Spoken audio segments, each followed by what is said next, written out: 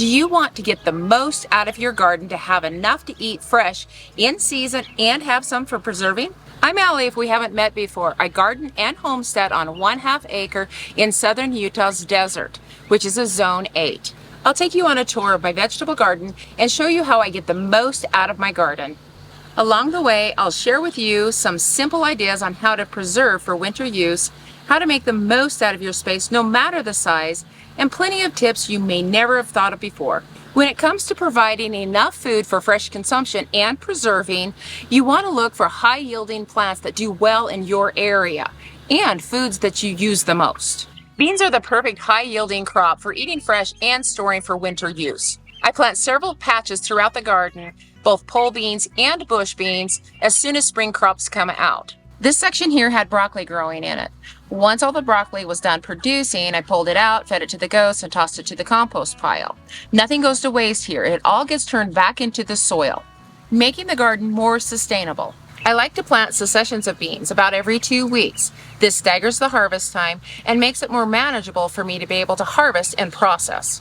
A 3x5 patch of beans harvested regularly, and harvesting regularly keeps those beans in high production, will give me a nice colander full of beans every single week, if not a little bit more.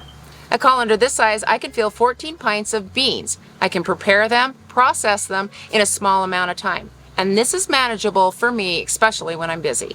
Bush beans are determinate, and they'll start to slow up in production, and the plants will actually start to decline after several harvests. That's why planting every few weeks is a good idea to keep you in bean production all the way up until you have your first frost.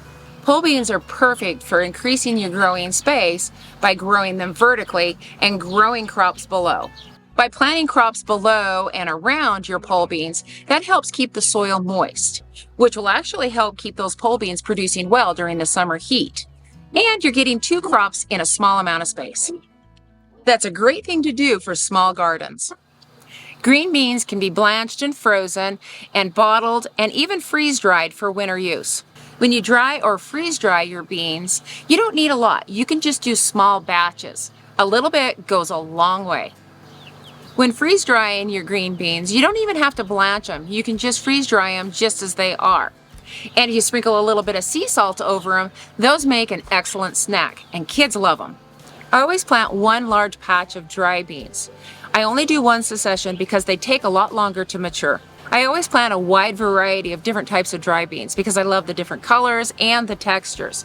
They're super easy to store, and they're packed full of protein. Always preserve in many different methods.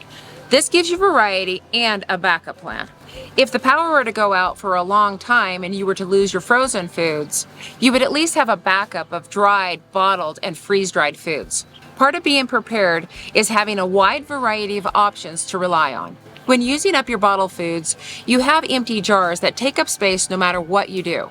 But if you fill up those jars with water, you're adding to your self-reliance. An empty jar is just an empty jar, but a jar full of water is valuable. Tomatoes are a favorite crop of mine to grow and preserve because they're so versatile. You can make salsa, stewed tomatoes, tomato paste, tomato sauce, and you can even dry the little cherry tomatoes. They're excellent when they're freeze-dried. They're so sweet, and they can be put into many different winter dishes. Sun-dried tomatoes are excellent, and they're easy to do. You can lay them out in the sun until they're completely dry, or even use a freeze dryer. Once all the moisture is gone, you can submerge them in olive oil and store them in the fridge. If you like caprese salad and you want it during the winter time but don't have any fresh tomatoes, then you can use these sun-dried tomatoes in replacement of them, and it's excellent. One of my favorite things to do is to dry or freeze-dry tomatoes, then powder it down with some dry basil. Then add that to some bread, and it makes the most delicious tomato basil sandwich bread. Be creative. There's so many ways to store food for winter use. It's so good for you and nutritious when it comes straight from your garden. I feel like this is a way to eat in season. Eat what's fresh in season and store what was fresh from the garden for winter use. Tomatoes can be a little bit of a trick to get them to produce in hot, dry climates.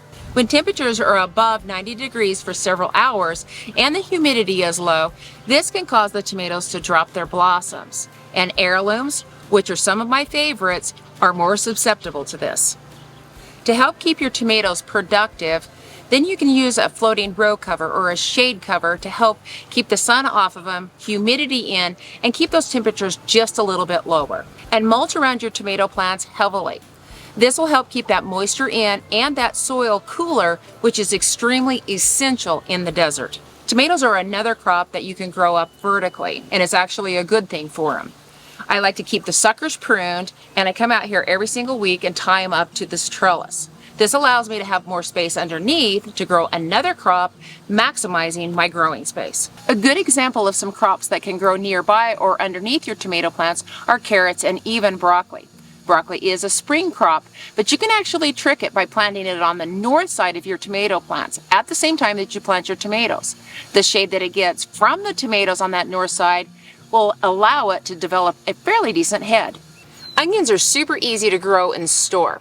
I really love the sweet onions like Walla Walla or Vidalia, but they don't keep as long as onions that have a high sulfur content.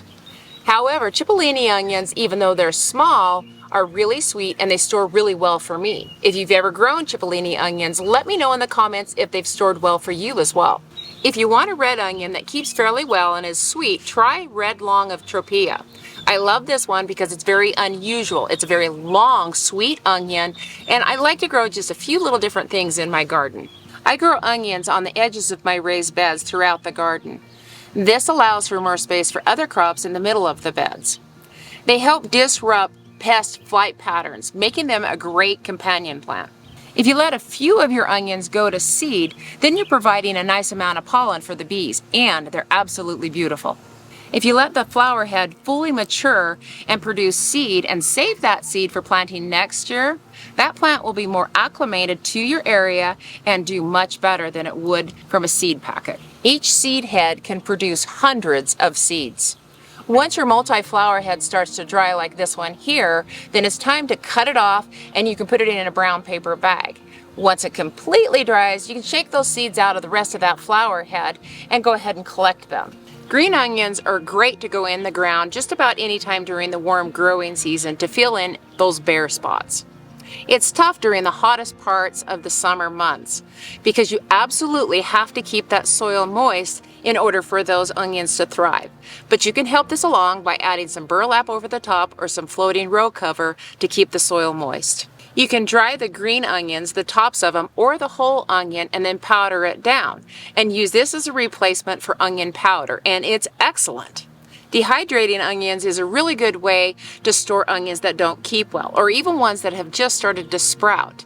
These are great added to chilies or other dishes that you can use during the winter time that require onions. And you don't have to worry about them rotting. Dehydrated onions that are reconstituted are wonderful when you add them to focaccia sourdough bread. Peppers in my garden don't get planted until June. They absolutely love warm weather. And if I plant them too early, when the weather's a little bit cooler, they can get stressed out and stunted. And if they're stunted, they don't produce well. By planting later, when it's warmer, they take off faster and they're much healthier.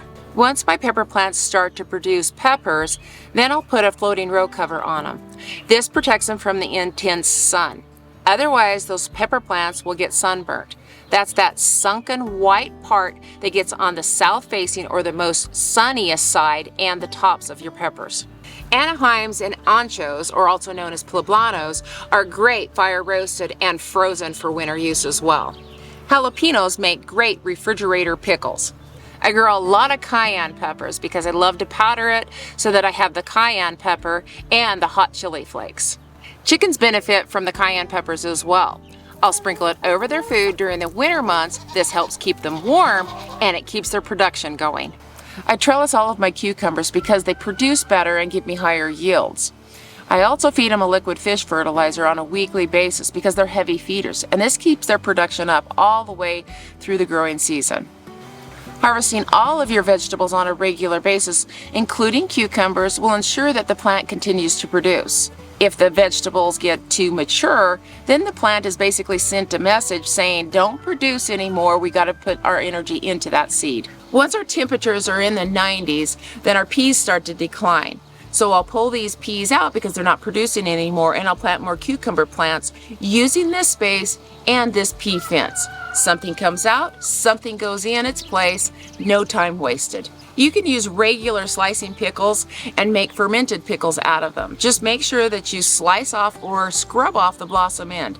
That way you get crispier pickles. I make a lot of bread and butter pickles, dill pickles, and relishes. This just adds to the balance and the diversity for our winter stores. The last of my garlic is coming out, and of course I'm going to be amending with lots of compost to replenish the nutrients that were used up before I plant in a new crop. This keeps the soil healthy. That way the plants produce better and they'll stay healthier. In this area I'll be planting New Zealand spinach. That's a variety that tolerates the heat, loves the sun, and it makes a nice hearty salad. Of course, the soil's going to be bare for a little while, but in no time at all, it'll be green and lush with new vegetation. Beets can be crammed into a small place and be planted very closely. I've never worried about how close I plant my beets because they pop up out of the ground and form a nice ball regardless of how close they are. They're great sown in little patches throughout the garden if you have little bare spots. This is just more food in a small space. The beet greens are also edible, giving you a dual crop. I love beets, and the best way to preserve them is actually bottling them. Freeze drying makes great little chips though. I love pickled beets and just the plain bottled beets. Malabar spinach is another summer green that loves the heat. It's perfect for the desert hot climates. It's a climber, so growing on a trellis will save space. I like to grow this with winter squash. They make great companions, take up less space, and they look really cool together. When we talk about diversifying, that means fruit as well. Fruit's loaded with vitamin C and other nutrients that help us with a well-balanced diet. Fruit can be made into fruit leather, which kids love. It can be made with little or no sugar at all, which is far better than anything that you can buy in the grocery store. Our cherries are on right now. One of the things that we really love to do is freeze dry them and then powder them down. Then we can use that powder and put it in lemonade. It's absolutely delicious. You can do this with any fruit. It's delicious and nutritious. Dry it, freeze it, bottle it. Think of different ways that you can preserve your food so that you don't get bored with the same thing over and over. Be creative, grow up, grow beneath, grow more densely, and never leave a bare spot, and you'll reap the rewards. May God bless you with a productive garden this year. Luna, you want to pee? Catch.